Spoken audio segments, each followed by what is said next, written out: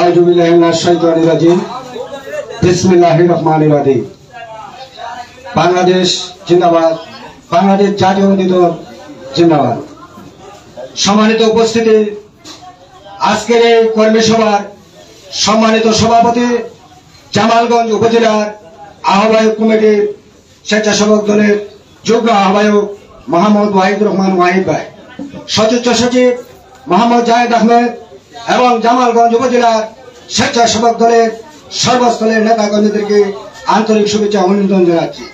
সংগ্রামী সাথী বন্ধুরা আমার, এই ভীমকালে 5 নং ইউনিয়নে একজন সৎ দক্ষ ব্যক্তি থেকে আপনারা আগামীতে নির্বাচিত করবেন, যাতে সুন্দর জ্যেষ্ঠ একটা কমিটি হয়, এই জামালগঞ্জে আপনারা উপহার দিতে পারে।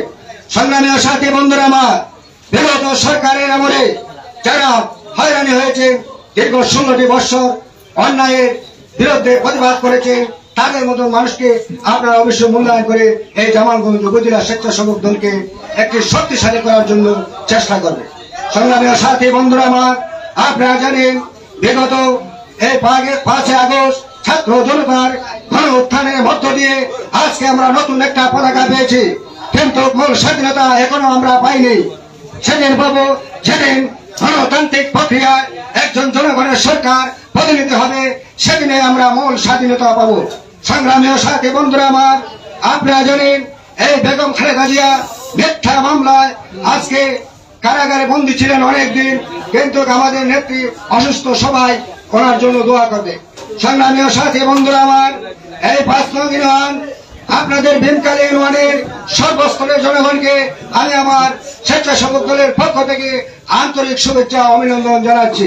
সংগ্রামী সাথী বন্ধুরা আমার, আগামীতে আপনারা যে কমিটি দেবেন, এই কমিটিতে যাতে কোনো স্বজনপ্রীতি থাকে না, যাতে কোনো দুর্নীতি থাকে না, এই ধরনের কমিটি আপনারা উপহার দিবেন জামালগঞ্জ উপজেলা স্বেচ্ছাসেবক দলের কাছে।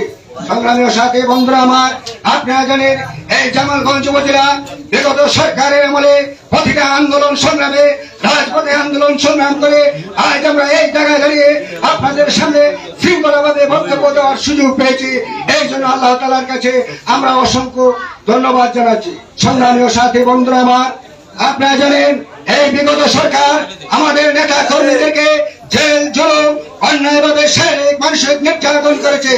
আপনারা জানেন এই যে সরকার, ফ্যাসিস্ট সরকার আজ পালিয়ে গিয়েছে, তার শত শত নেতা কর্মীকে রেখে এই নেত্রীর যারা মুখে নাম নেয়, আমার মনে করি এই মুখে নাম নেওয়াটাই উচিত হয় না। সংগ্রামী সাথী বন্ধুরা আমার, এই শেখ হাসিনা ফ্যাসিস্ট সরকার শুধু তাই নিয়ে